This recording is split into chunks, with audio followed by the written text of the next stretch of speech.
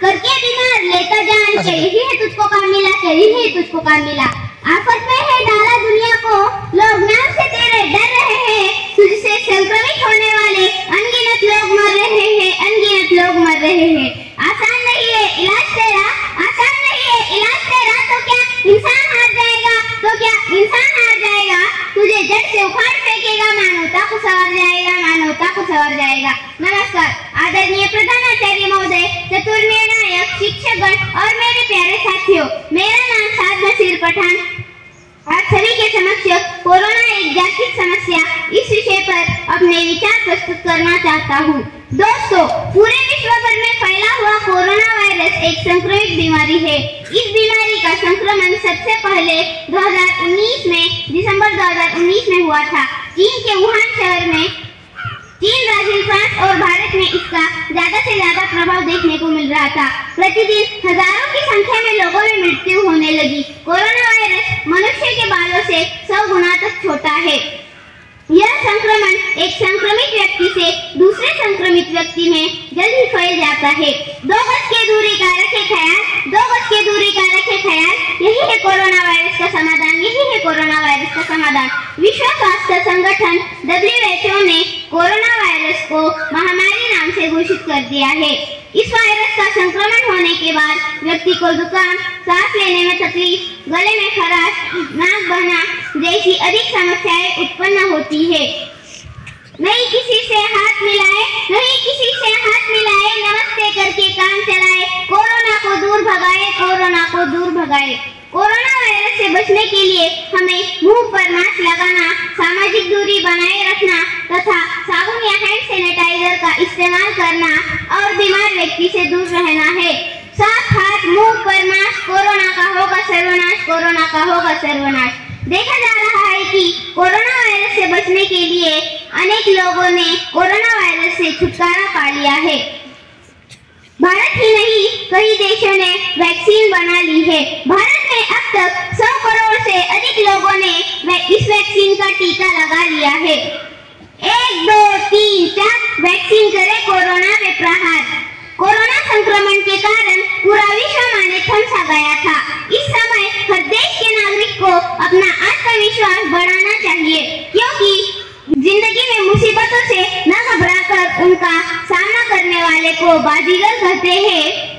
Corona योद्धा जैसे कि डॉक्टर, नर्स, पुलिस, सफाई कर्मचारी, हमें इन सब लोगों का सम्मान करना चाहिए। कोरोना महामारी के कारण पूरे विश्व भर में अनेक चुनौतियां थी। अर्थव्यवस्था की चुनौती, बेरोजगारी की चुनौती, व्यापार, शिक्षा, कारखानों को पुनः शुरू करने की चुनौती, भाईचारे और विश्व के साथ अच्छे संबंध बनाए रखने की चुनौती। यह हमारे इम्तिहान की घड़ी है, हमें इस इम्तिहान में जीत हासिल करनी है। इस समय हमें हरिवंश राय जी की कविता की कुछ पंक्तियां सदैव ध्यान में रखें। असफलता एक चुनौती है, स्वीकार कर लो। असफलता एक चुनौती है, स्वीकार कर लो। क्या कमी रह गई देखो और सुधार कर लो, क्या कमी रह गई देखो और सुधार करो। मुझे उम्मीद है इस कोरोना जागतिक महामारी के संक्रमण युद्ध में हम जरूर जीतेंगे। धन्यवाद। किस्सा बताती हूँ। कल स्कूल से घर जाते समय अचानक एक घर के सामने कोलाहल सुनाई दिया, इसलिए जरा पास जाकर देखा तो एक माता जोर जोर से रो रही थी। नजदीक जाकर देखा तो पता चला कि उसके बेटे के बारे में खत आया था और खत में शायद बुरा संदेश होगा, ये सोचकर वे माता विलाप कर रही थी। लेकिन असलियत तो ये थी कि उसका बेटा जो आर्मी में था छुट्टियों के लिए अगले महीने घर आ रहा था। ये तो खुशी की बात थी, फिर वो क्यों रो रही थी? क्योंकि वो अनपढ़ थी। खत में जरूर बुरा संदेश होगा, ये सोचकर वो शॉक कर रही थी। मैंने खत हाथ में लेकर उसे पढ़कर सुनाया, तब जाकर चुप हुई और खुशी मनाने लगी। क्या आप समझे उस महिला पर क्यों ये नौबत आई? क्योंकि उसे पढ़ना नहीं आता था। जब पढ़ोगे लिखोगे तो बनोगे नवाब, शिक्षा से ही मिलेगा हर सवाल का जवाब, हर सवाल का जवाब। सुप्रभात। यहाँ उपस्थित प्रधानाचार्य, अध्यापक और मेरे प्रिय भाई और बहनों, सबसे पहले मैं गायत्री पेंढारी आपके सामने वाचन का महत्व इस विषय पर बोलने वाली हूँ। अस्तित्व का आनंद नहीं ले पाता वाचन योग्यता के बिना मनुष्य के जीवन में कई प्रकार की बाधाएं खड़ी हो जाती है। वाचन शिक्षा प्राप्ति में सहायक है। वाचन कौशल ज्ञान उपार्जन का साधन है, क्योंकि पाठ्य पुस्तक पढ़ने से तो केवल ज्ञान के दर्शन होते हैं। संदर्भ ग्रंथ पढ़ने से ज्ञान की पिपासा कुछ हद तक शांत होती है, परंतु पढ़ने से अपने ज्ञान का विकास होता है, दुनिया की जानकारी हमें मालूम होती है। मनुष्य प्राणी यदि अशिक्षित रहेगा तो लोग उसे चारों ओर से ठग लेंगे। इसलिए वाचन करना चाहिए। वाचन एक कला है, यह ज्ञानार्जन का कुआं है। वाचन एक कला है, यह ज्ञानार्जन का कुआं है। हम वाचन करने से ज्ञान संपादन कर सकते हैं, हमारी विचार शक्ति बढ़ती है और वाचन अच्छी चीजों का ज्ञान होता है। वाचन करने से हम सुशिक्षित होते हैं। दुनिया के हर शहर के लोगों के साथ बर्ताव करने की कला हमें अवगत होती है। पढ़े लिखे लोगों को अपनी प्रगति करना आता है। आजकल के माता पिता अपने बच्चों की शिक्षा के प्रति बहुत ही जागरूक है। उनके पढ़ने और एक अच्छा नागरिक बनने में उनका लक्ष्य होता है। बच्चों की प्रगति में उनके माता पिता या उनके जो भी पालक हो उनका साथ होता है। बच्चों के पीछे नहीं रहना चाहिए, दुनिया के साथ भागना चाहिए, इसलिए वो रात दिन मेहनत करते रहते हैं। उनकी तरफ से बच्चों को चारों ओर से शिक्षा देने का प्रयत्न करते हैं। उनका सार्वजनिक विकास हो इसलिए प्रयत्न करते हैं। डॉक्टर बाबा साहेब अम्बेडकर जी का संदेश हम बच्चों ने हमेशा याद रखना चाहिए। वाचाल कर वाचाल। आजकल के बच्चों को पढ़ने का बहुत आलस्य आता है। TV, computer, video game, mobile, इन सब के साथ बच्चों की दोस्ती हो गई है।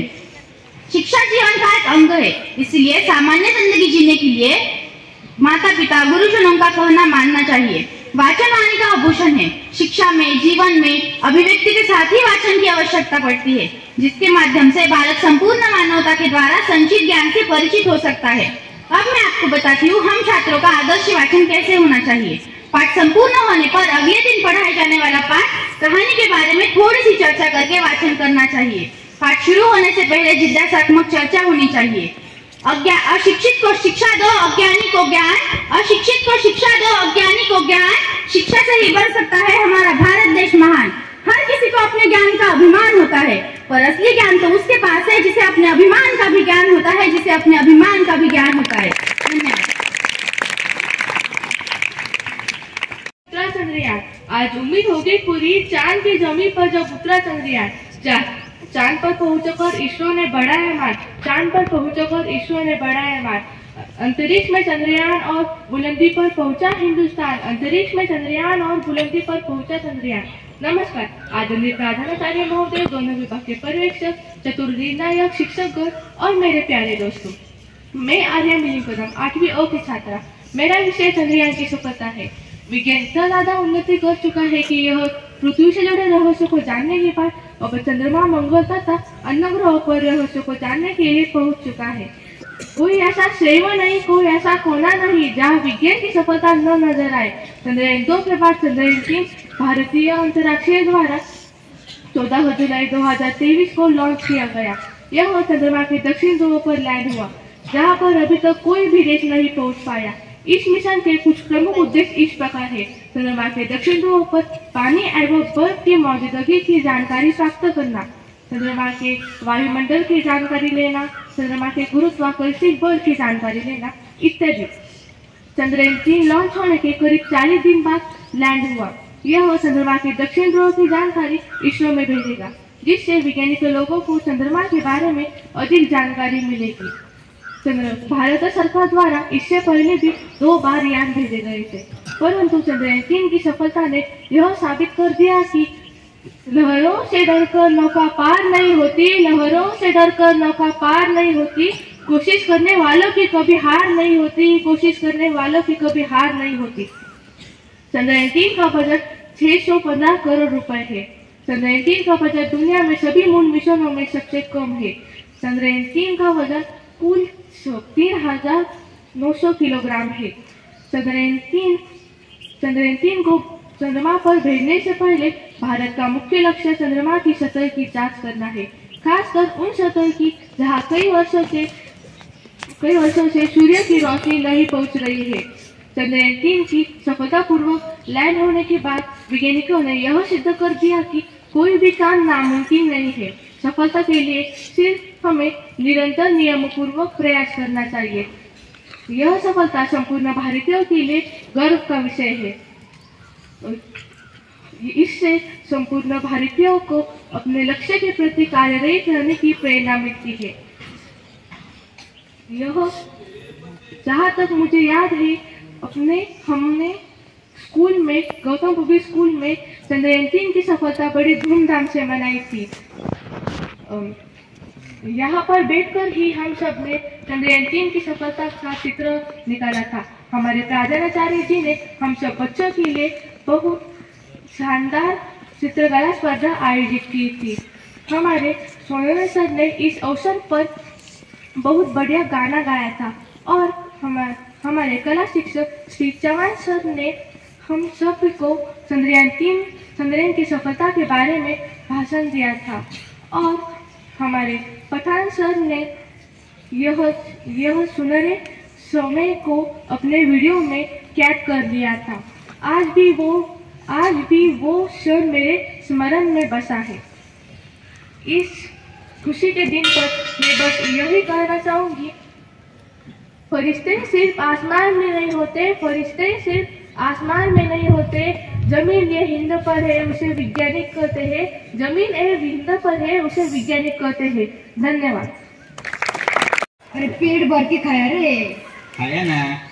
हाँ फिर जाओ के फिर कोल्हापुर में लाल परी इंतजार करिए गाड़ी क्रमांक 1552। फिर जाना जाता फिर।